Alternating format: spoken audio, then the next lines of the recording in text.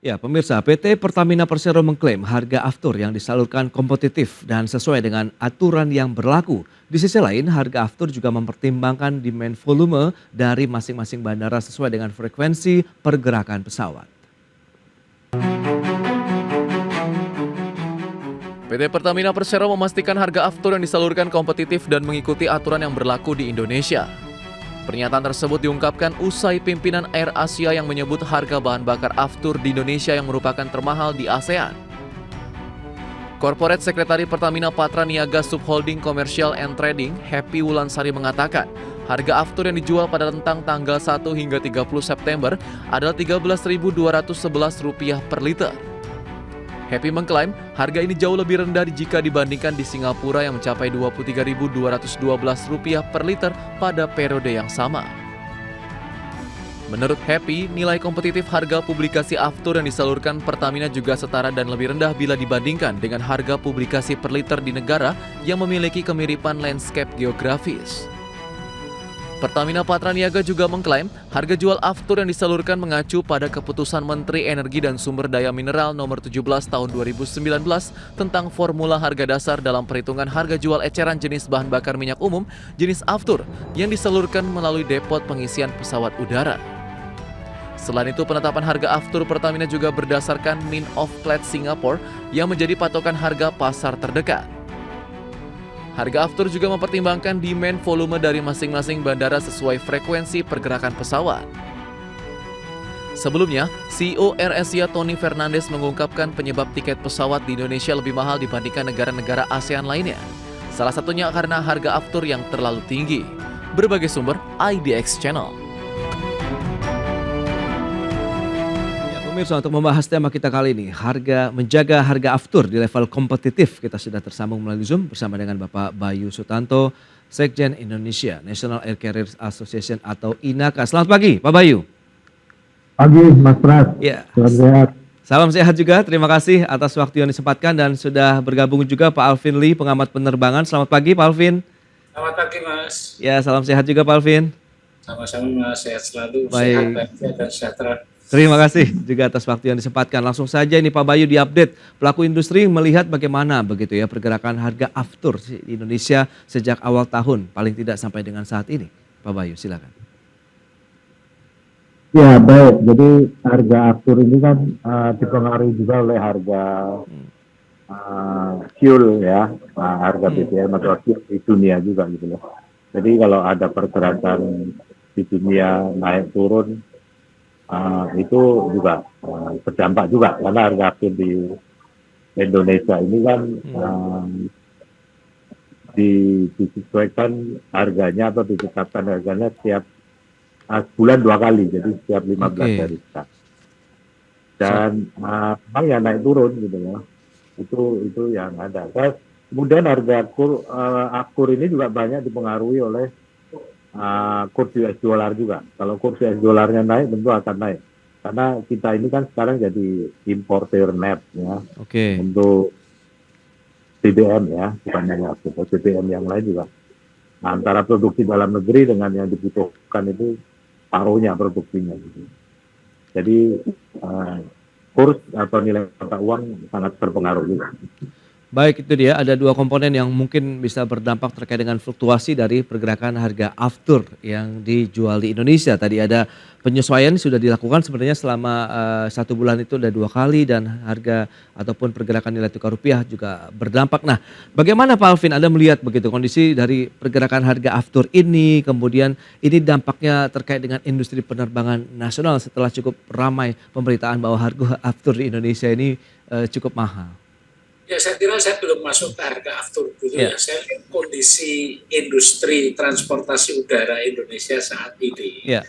Ini tidak sehat, Mas. Karena pada satu sisi banyak komplain ya, entah siapa yang komplain, tapi bahwa harga tiket kita ini dinilai mahal. Nah, di sisi lain maskapai penerbangan kita ini merasa kesulitan karena sudah 5 tahun harga tiket ini tidak boleh naik.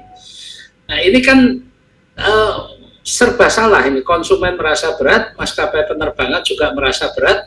Kemudian saya coba bedah. Nah, ternyata yang dirasakan berat oleh konsumen ini, konsumen tidak tahu bahwa harga yang dibayar oleh konsumen ini bukan sekedar harga tiket, tapi di dalam harga tiket yang dibayar itu ada unsur pajak atau PPN 11%, ada juga retribusi bandara yang disebut sebagai passenger service charge, atau yang awam kita seringnya salah kaprah menyebutnya sebagai airport tax itu ya.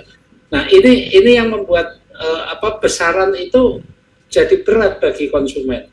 Nah, ini juga seringnya juga pejabat-pejabat yang membuat pernyataan harga tiket mahal tanpa menyebutkan detailnya, sehingga jasa transportasi udara ini dianggap seperti komoditas, seperti buah mangga, ya sudah harganya mahal atau murah tanpa melihat komponennya apa saja dan kualitasnya seperti apa. Pembandingannya juga belum tentu sama. Misalnya rute yang sama yang misalnya dari Jakarta ke Jogja, ini kebetulan dilayani, ada yang melayani dengan pesawat jet Airbus 320, ada juga yang melayani dengan ATR 72, pesawat baling-baling. Rutenya sama, jaraknya sama, airline yang sama. Yang menggunakan pesawat baling-baling ini harganya bisa 2 kali lipat daripada yang Airbus 320. Nah, yang dianggap mahal ini yang mana? Jadi saya sebelum masuk ke aftur, kita melihat dulu sumber masalahnya ini kan karena dinilai harga tiket kita mahal. Demikian, Mas. Baik. Nah, Pak Bayu, lantas Anda melihat seperti apa begitu? Memang literasi nih kalau kita bicara berarti ya, bagaimana pemahaman masyarakat terkait dengan komponen-komponen pembentuk harga tiket sendiri begitu dari industri penerbangan sendiri, melihat bagaimana begitu? Ya, memang tadi sampaikan Pak Alvin, jadi ternyata isunya dari harga tiket yang dinilai mahal oleh sebagian, mengambil kesimpulan karena aftur ini merupakan komponen biaya sekitar kurang lebih 40-50% dari biaya operasi gitu. Sehingga orang beranggapan atau berekspektasi kalau harga afturnya murah, tiketnya jadi murah gitu. Padahal tadi sama Pak Alvin kan untuk harga tiket itu kan macam-macam komponennya. Aftur ini baru 40-50% plus US dollarnya gitu. Kalau saya mau sharing tentang isu harga aftur Indonesia mahal enggak, ya memang kita ini kan pelaku usaha ya, jadi tahu lah data kalau ngisi di Cengkareng harganya berapa. Jadi di Cengkareng ini sekarang kan yang periode 2 minggu pertama di bulan September itu kan harganya 13.211. Kalau dengan kurs 15.600 itu harga per liternya menjadi dalam harga US dollar 0,86 sen, 0,86 US dollar atau 86 sen. Terus saya juga punya data ngisi di Kuala Lumpur. Kuala Lumpur pun ada yang kuliah, ada yang Subang. Ya, yang di kuliah paling murah, mungkin karena volumenya banyak, cuman 60 sen, 0,59 atau 59 sen. Sementara yang di Bandara Subang yang dekat kota, karena frekuensinya nggak banyak, jumlah pesawat yang terbang juga nggak banyak, di situ dijual harga 0,68 kalau nggak salah. Di Singapura juga hampir sama ya, 0,68 atau 64 sen. Sementara di Johor dan di Subang tadi lebih mahal. Jadi yang paling murah kalau di Malaysia ya tentu di Bandara Klia, Kuala Lumpur National Airport, sama seperti Cengkareng yang paling murah di Indonesia. Sementara di Cina kita terbang ke Canton atau Guangzhou, itu juga kalau kita ngisi di sana harganya 0,68 atau nggak sampai 70 sen ya, 68 sen. Jadi memang kalau dibandingkan dengan Singapura dan Malaysia, ya harga aftur di Indonesia di Cengkareng aja udah paling mahal gitu. Itu kalau bicara tentang paling mahal, karena kan kemarin ada 2 menteri ini yang ngomong gitu ya, lagi suka makan tongseng kambing hitam nih gitu. Jadi baik. Kira-kira tentang si harga aftur ya. Jadi saya mengoreksi apa yang disampaikan pejabat-pejabat itu. Baik, baik. Nah, Pak Alvin, berarti memang banyak sekali faktor yang menjadi penentu terbaik oleh misalnya, oke lah harga aftur berdampak terkait dengan tadi sekitar 40%-an dalam pembentukan harga tiket. Tapi harga afturnya sendiri kan cukup bervariasi begitu. Anda melihat bagaimana kondisi di saat ini begitu? Mahalnya dari sisi yang mana kalau dilihat memang apakah benar se-ASEAN kita mahal begitu dari sisi harga aftur yang dijual? Baik, Mas, tadi disampaikan oleh Pak Bayu, harga ini kan naik turun. Iya. Makanya saya juga beberapa waktu yang lalu, saya lihat harga aftur Indonesia juga sempat lebih murah dari Singapura, kemudian naik lagi. Nah, ini saya melihat, saya coba membedah ya, kenapa harga aftur di Indonesia ini bisa tinggi. Apakah Pertamina yang belinya harganya sudah terlalu mahal, olahannya, atau kemudian ngambil labanya terlalu banyak, atau ada biaya-biaya yang menjadi beban.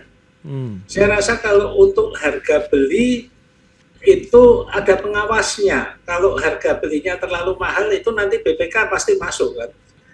Mengambil labanya juga ada standarnya, tidak mungkin bisa mengambil laba terlalu besar. Nah, saya lihat di Indonesia ini yang berpotensi menambah biaya-biaya Pertamina ini adalah pertama biaya untuk penyimpanannya. Karena Pertamina ini kan melayani tidak hanya di Bandara Soekarno-Hatta, tapi di 72 bandara. Nah, 72 bandara ini kemungkinan juga volumenya tidak besar ya, kecil-kecil, tapi harus ada. Ini biaya angkut dan biaya penyimpanannya menjadi mahal di sana. Kemudian yang di bandara besar sendiri seperti di Bandara Soekarno-Hatta. Setahu saya dulu infrastruktur itu yang membangun Pertamina, membangun tanknya, kemudian pipa dan sebagainya. Setelah jadi diserahkan kepada Angkasa Pura. Nah, oleh Angkasa Pura, ini Angkasa Pura memungut throughput fee. Setiap liter yang lewat pada pipa itu dipungut X persen atau X rupiah. Jadi ini tentunya menambah biaya Pertamina. Dan anehnya di bandara-bandara yang tidak menggunakan pipa itu juga dipungut throughput fee. Jadi dari tank diangkut pakai mobil tangki, dimasukkan ke pesawat, itu pun dipungut throughput fee. Ini tentunya menambah biaya sehingga menaikkan harga aftur kita. Yang kedua juga harga aftur kita ini juga dibebani biaya dari BPH Migas, Badan Pengatur Hulu Migas, sebagai PNBP. Setiap liternya dikenakan kalau nggak salah 0,25%. Ini kan semuanya menambah biaya-biaya itu dan ujung-ujungnya dibebankan kepada maskapai penerbangan yang membeli itu kan. Karena Pertamina mau dibebani apapun ya sudah. Kalau itu peraturan ya sudah. Kan. Belum lagi sekarang untuk sewa tempat penyimpanan ini juga tidak murah. Karena diatur juga, sewa tempat itu diatur oleh pemerintah. Saya belum dapat nilai sewa tempatnya di bandara itu berapa, tapi kenaikan ini cukup signifikan. Saya memberi contoh yang saya punya datanya, contoh saja di Pelabuhan Tanjung Mas Semarang. Pelindo itu tahun 2023, tahun lalu, untuk PBB-nya, pajak bumi dan bangunannya, itu NJOP-nya dihitung 595.000 per meter persegi, tidak sampai 600.000. Untuk tahun 2024 ini NJOP-nya naik dari tahun lalu 595.000, tahun ini menjadi 11.075.000. Nah, Pelindo tentunya ya mengajukan keberatan, minta keringanan kan, tapi keringanan mau turun seberapa, dan inilah yang kemudian menjadi beban biaya, dan ini akan menjadi beban biaya logistik. Saya kira ini juga yang dialami oleh Pertamina, sewanya tempat ini berapa. Saya kira Pertamina perlu terbuka di sini. Demikian. Apakah nanti bisa kita ada satu mekanisme begitu bahwa harga aftur akan lebih kompetitif ataupun harga saat ini sudah termasuk kompetitif dan terjangkau. Kita akan bahas nanti di segmen berikutnya ya Pak Bayu dan Pak Alvin, dan pemirsa pastikan Anda masih bersama kami.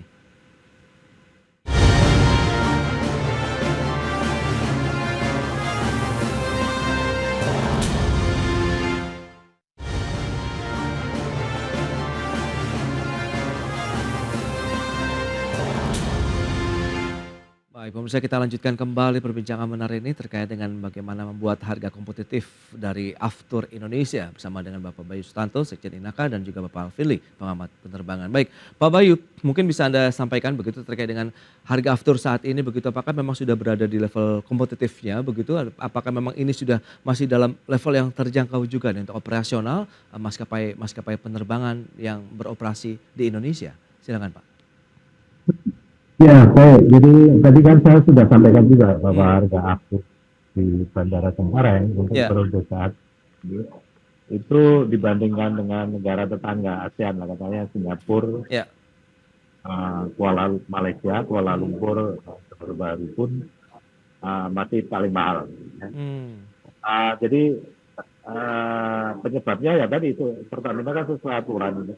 Jadi ada peraturan tentang penetapan harga dasar aftur di Bandara Bandung itu berdasarkan surat keputusan Menteri ESDM nomor 17 tahun 2019, lah 5 tahun yang lalu juga yang belum direvisi. Di situ disebut bahwa penetapan harga dasar aftur itu berdasarkan MOP, Mean of Flight of Singapore, ya, itu harga referensi minyak internasional. Plus konstanta sebesar 3.581. Oke. Ya. Plus margin yang pakai juga 10% marginnya gitu. Nah, itu di luar yang tadi disebut Pak Alvin, ada biaya BPH migas, ada PPH, ada biaya inventory atau biaya ketahanan BBM dan sebagainya gitu. Itu yang membuat harga aftur di kita cukup mahal. Sebetulnya dari pihak KPPU, kami dengar dari salah satu komisionernya, mereka sudah memberi masukan ke Menteri SDM kenapa harga konstantanya paling tinggi. Karena konstanta untuk bensin pertalite atau pertamax ataupun diesel atau solar itu sekitar 2.500-an gitu. Ini yang membuat mahal juga konstanta, penetapan konstantanya, dan tidak pernah direvisi. Kemudian yang kedua ada juga peraturan pemerintah nomor 11 yang direvisi menjadi PP 015 tahun 2015 dari tentang penetapan pendapatan negara bukan pajak di wilayah Kementerian Perhubungan, termasuk bandara-bandara yang ada bukan bukan angkasa pura, ya, bandara yang dikelola. Itu di situ tadi Pak Alvin udah nyinggung sih, ada biaya konsesi, terus kemudian truput walaupun nggak ada pipa yang dipakai karena ngisinya bensin atau akhir ke pesawat dengan mobil tangki, bukan dengan atau reguler, bukan dengan hidran, dengan pipa dan sebagainya. Karena di negara lain seperti saya sebut tadi, kita biasanya dicas dari beli 10.000 liter, ya harganya tadi 68 sen misalnya, kemudian dicas lagi per liter ada sekitar 3 sen lah, itu truput fee.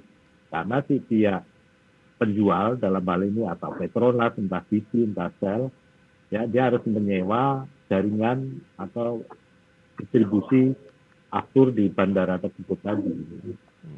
Itu yang membuat mahal. Ya memang harapan kita harganya jangan beda jauh dong dengan Singapura, dengan Kuala Lumpur, dengan Johor, dengan bandara-bandara.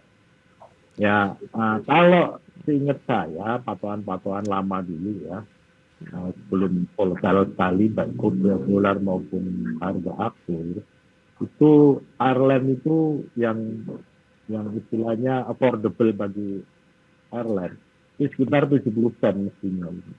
70 sen per liter itu harga yang ideal gitu. Bagi airline sehingga dia bisa mendapatkan margin yang cukup juga. Karena saat ini kan sebenarnya airline ini kan marginnya tipis sekali. Anda bisa cek di laporan IATA ini. Rata-rata airline di dunia ini net marginnya cuma 1-3%. Ya. Baik, baik. Nah, ya harap kita sih bisa sekitar 70 sen oke lah. Gitu. Oke, baik Plus Pak Bayu. tadi pendapatannya karena masih, jadi untuk informasi kalau kita beli untuk penerbangan luar negeri nggak dikenai PPN. Tapi kalau terbang dikenai PPN. Nah itu dia. Baik, baik. Ini menarik. Langsung saja coba Pak Alvin, Anda melihat bagaimana dengan beberapa itu fakta yang sudah disampaikan oleh Pak Bayu begitu. Anda melihat seberapa jauh nanti pergerakan dari harga aftur kita, kemudian seberapa kompetitifnya bisa mendukung lagi itu untuk industri penerbangan nasional. Ya, saya melihat gini, kita ini harus punya visi yang sama dulu, pemerintah ya. Industri transportasi udara Indonesia ini mau dibuat seperti apa? Kalau kita melihat industri transportasi udara ini kan di bawah Menteri Perhubungan. Nama perhubungan ini sebetulnya fokusnya adalah pada konektivitas. Nah, salah kaprahnya sekarang transportasi udara itu selalu dikaitkan dengan pariwisata yang saya menilai ini terlalu sempit.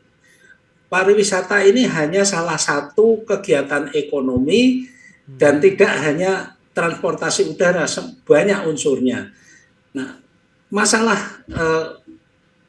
ekosistem transportasi udara ini bukan hanya aftur ya, komponen suku cadang bagaimana. Ini Pak Bayu pasti tahu, walaupun Menteri Perdagangan sudah memberikan relaksasi, tapi implementasinya ini masih jauh dari angan-angan bahkan. Ya. Kemudian biaya-biaya ini menjadi tinggi. Kemudian juga misalnya pajak.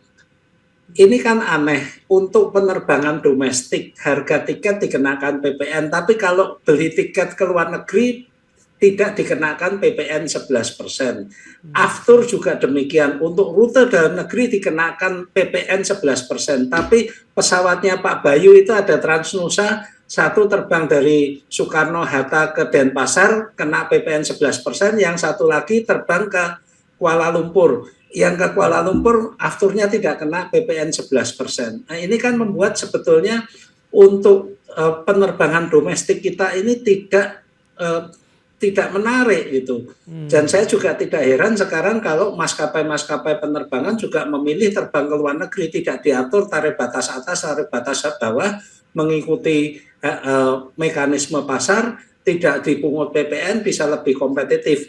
Nah, demikian juga ini dengan harga aftur. Ternyata harga aftur ini kan juga diatur oleh pemerintah, ada tarif batas atasnya, kemudian ada konstanta dan sebagainya.